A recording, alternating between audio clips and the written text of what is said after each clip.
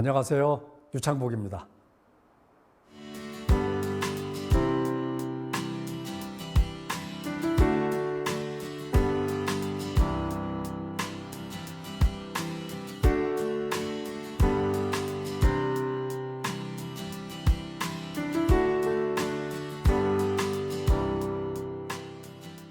네, 오늘은 포스트 코로나와 로컬 뉴딜이라는 주제로 이야기를 나눠볼까 합니다. 코로나 때문에 많이 힘드시죠? 네, 모두가 지금 힘들어하고 있습니다. 하지만 우리는 코로나 덕분에 새로운 기회를 맞이하고 있는 것 아닌가라는 생각을 해봅니다. 그동안 우리가 잘 살아왔는지, 앞으로 어떻게 살아야 할지 전 인류가 성찰을 시작했다고 합니다. 새로운 시대, 재난 시대에 일상은 아마도 로컬을 중심으로 재구성될 거라고 합니다. 바로 근린 지역, 이웃들과 함께 살아가는 근린 지역을 중심으로 로컬 회복력을 쌓아가야 한다. 그래야 재난이 와도 없는 사람들도 그럭저럭 함께 살아낼 수 있다고 합니다. 바로 이 로컬 회복력을 만들고 구축하는 것이 로컬 뉴딜 정책이라고 얘기할 수 있습니다. 그 내용은 바로 마을 민주주의자 지역 순환경제라고 얘기할 수 있고요. 바로 이 두 가지는 동네마다 있는, 읍면동마다 있는 주민들의 자치 조직인 주민자치회를 통해서 만들어갈 수 있지 않을까 이런 생각을 해봅니다. 이러한 주제로 오늘은 4단락의 이야기를 가지고 여러분과 이야기를 나눠보도록 하겠습니다. 첫 번째, 위드 코로나와 로컬 텍트입니다. 네, 코로나가 전 세계적으로 지금 기승을 부리면서 비대면, 언택트가 강조되고 있습니다. 일상만이 아니고 무역, 경제에서도 언택트가 작용하고 있습니다. 글로벌 밸류체인이 무너지기 시작합니다. 예전에는 전 세계적으로 부품을 싸게 생산 공급할 수 있는 곳에 흐트러뜨려서 생산하고 한 군데서 조립하면 가능했는데, 예를 들어서 중국 우한의 한 공장이 코로나로 중지가 되면, 그 부품 생산이 중단이 되면 조립이 중단이 되는 겁니다. 이제는 중요한 부품은 자국에서 생산 조달을 해야 되는구나, 이런 흐름들이 생기고 있답니다. 이걸 리쇼어링이라고 한다죠. 싼 생산을 위해서 외국으로 내보냈던 공장을 국내로 다시 불러들이는 일이라고 합니다. 이렇게 자국 우선주의가 무역, 경제, 투자에서도 강화될 거라는 전망이 세지고 있습니다. 식량 위기가 이제는 남 얘기가 아니라고 합니다. 특히 우리나라는 식량 자급률이 많이 떨어지는 나라입니다.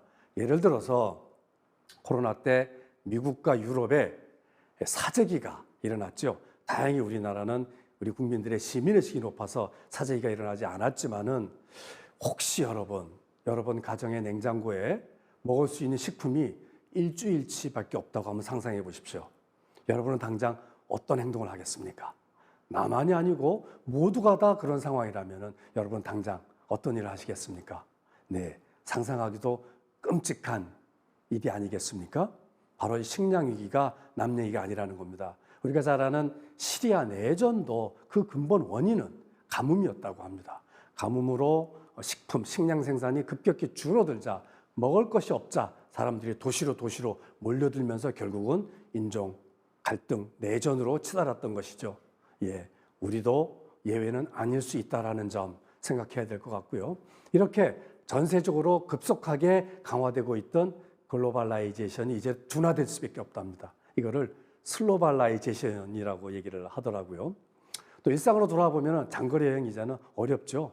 국가가 다 막고 있습니다. 또 일상을 가정에서 많이 보내다 보니까 갈등도 많아지고 있다 그래요. 부부싸움도 많아지고 이혼율도 높아지고 있다는 보고가 나오고 있습니다. 이 와중에 또 장사가 잘 되는 업종, 산업 부분도 있겠죠. 비대면 시장을 지원하는 여러 가지 IT 업종들이 화랑을 또 구가하고 있답니다. 그런데 여러분, 이 재난이 지금 일상화된다는 얘기입니다. 포스트 코로나라는 얘기가 좀 머쓱해졌어요. 왜? 이미 계속 현재 진행형이다. 나우 코로나다. 아니, 이게 곧 끝날 것 같지가 않다. 백신이 개발된다 하더라도 백신 개발 시간이 오래 걸리기도 하지만, 백신이 개발되면 새로운 또 변종이 나타난다는 겁니다. 백신 개발 속도보다 코로나가 변종을 일으켜서 새로운 바이러스가 나타나는 이 텀이 더 빨라진다는 얘기입니다. 결론은 뭘까요? 이제는 바이러스를 끼고 살아야 된다는 겁니다. 그래서 위드 코로나 시대라고까지 얘기를 합니다. 이거보다도 더한 기후위기가 온다면 우리는 이미 재난사회에 들어섰다라고 얘기할 수 있습니다. 한두 달도 아니고 계속 이래야 된다면 비대면으로 얼마나 버텨낼 수 있을까요? 과연 비대면이 우리가 살아가야 될 방식일까요? 저는 근본적인 회의를 품게 됩니다. 심지어는 여러분, 비대면은 불평등합니다. 불평등. 마이클 샌들이라는 분이 이런 얘기를 했다죠. 재난은 없는 사람들한테 더 아프게 다가온답니다. 지금 고인이 되신 박원순 전 시장도 재난은 아픈 사람에게, 없는 사람에게 가장 먼저 와서 가장 아프게 후비고 가장 늦게 떠나간답니다. 우리 일상을 볼까요? 돌봄 대란입니다. 아이들이 학교를 못 가요. 집에 갇혀 있습니다. 맞벌이 부부들이 아이들 돌본다고 직장을 안 갈 수도 없고요. 또 아이들만 내버려 두고 직장을 다 가기도 겁이 납니다. 인천 두 형제 이야기가 남 얘기가 아니라는 겁니다. 맞벌이가 이렇다면은 한부모 가정은 어떡하죠? 조선 가정은 어떡할까요? 그야말로 돌봄 대란이 지금 벌어지고 있고요. 아픈 사람들, 노인들이 방치될 위험이 더 커지고 있습니다. 자영업자의 위험은 사실은 어제 오늘 얘기가 아닙니다. 동네 대형마트가 들어서면서 폐업 위기에 몰렸고요. 해외 직구가 일반화되면서 빈사 상태에 이미 빠졌습니다. 여기에 코로나는 거의 확인사살하는 듯한 느낌입니다.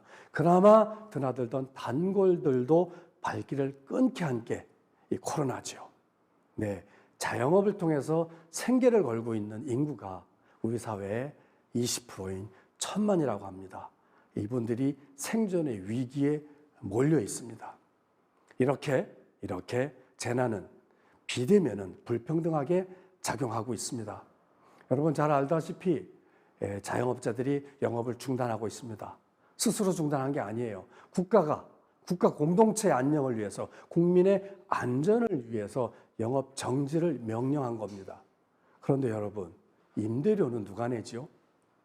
세입자, 자영업은 임대료가 의무이고 임대인, 건물주는 선처를 받아야 된다는 거죠. 이게 바로 재난은, 비대면은 불평등하게 작동하고 있다는 가장 중요한 증거라고 얘기할 수 있습니다. 하지만 걱정이에요. 대면을 하자니 감염이 걱정이고, 비대면을 하자니 삶이 무너지고, 그야말로 이러지도 저러지도 못하는 딱 딜레마 상황입니다. 무턱대고 이제는 비대면이 답이라고 얘기할 게 아니라 우리가 왜 비대면을 얘기할까를 따져보고, 꼭 비대면이어야 할까? 비대면을 강조하는 이유를 제거하는 방식으로 살 길을 찾아야 된다고 생각합니다. 바로 이 세 가지입니다. 원거리 이동이 감염에 대단히 취약하고 위험합니다. 그래서 아까 말씀드린 대로 해외여행은 지금 거의 금지되고 있죠. 두 번째는 여러 명이 한꺼번에 모이는 것이 위험합니다. 그래서 3밀 금지가 생활 방역의 기본이 되고 있습니다. 더 중요한 거는요, 모인 사람들이 누가 누군지 모를 때, 이게 가장 방역 대책에서는 위험한 상황이라고 합니다. 여러분, 대구에서 신천지 발 확산이 좀 잠잠해지고 난 다음에 다시 시작된 게 뭐죠? 이태원 클럽발 확산이었습니다. 그때 핵심은 뭐였냐면은 이태원 클럽에 드나든 사람들이 누가 누구인지 확인할 수 없었다는 겁니다. 대구만 해도 신천지 교인의 명단을 확보하면은 추적 방역 대책이 가능했어요.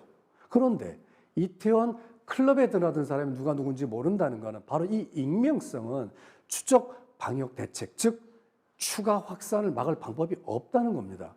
그래서 그 이후에 식당에 드나들 때도 우리가 개인정보를 다 기재하고 그랬어요. 대단히 위험한 개인정보의 노출을 시민들이 수용할 수밖에 없었던 거예요. 이렇게 방역 대책에서는 익명성이 대단히 중요한 역할을 한다는 겁니다. 바로 이 세 가지, 원거리 이동, 여러 명이 한꺼번에 모이는 것, 또 모인 사람의 익명성이 방역 대책, 즉 확산을 촉진시키는 가장 위험한 요소이기 때문에 비대면하자, 만나지 말자. 언택트 해야 된다. 이렇게 얘기하는 겁니다. 자, 그러나 이 비대면과 언택트는 삶을 무너뜨리고 대단히 불평등한 피해를 낳기 때문에 대안을 찾아야 되죠. 원거리 이동이 위험하면 근거리 이동하자는 겁니다. 여러 명이 한꺼번에 모이는 게 위험하면 소규모로 분산해서 만나자는 겁니다. 모인 사람이 누가 누군지 몰라서 위험하면 평소 아는 사람들이, 일상적으로 만나던 이웃들이, 신뢰할 수 있는 사람들이 만난다면 안전하지 않을까요? 이렇게 안전하게 대면하고 안전하면서 만나면서 살 수 있어야 됩니다. 안전하게 만날 수 있고 안심하며 만날 수 있어야 되는 것이 답이 아닐까요? 네, 이제 포스트 코로나 재난시대에 들어선 우리 새로운 일상은, 뉴노멀은 그 핵심은 로컬일 수밖에 없습니다. 적정한 거리 두기를 통해서 안전과 안심을 확보하고 대면적인 일상을 통해서 그럭저럭 살아낼 수 있는, 삶을 유지할 수 있는 환경을 만들어야 되겠죠. 자, 이제는 신뢰 기반의 로컬 관계망. 여러분, 이게 바로 마을이고 동네 아닐까요? 신뢰 기반의 로컬 관계망인 마을과 동네가 생활 방역이자 생활 안전망이라는 겁니다. 이제는 비대면 언택트를 강조할 수 없습니다. 왜? 불평등하고 이것이 장기화된다면 견딜 수가 없습니다. 안전하게 만나고 안심 대면할 수 있어야 됩니다. 그것이 가능한 곳이 바로 로컬이기 때문에 언택트가 아니라 로컬 텍트로 방향을 전환하고 로컬 텍트 할 수 있는 환경과 인프라를 만드는 것이 목표가 아닐까 생각을 해 봅니다.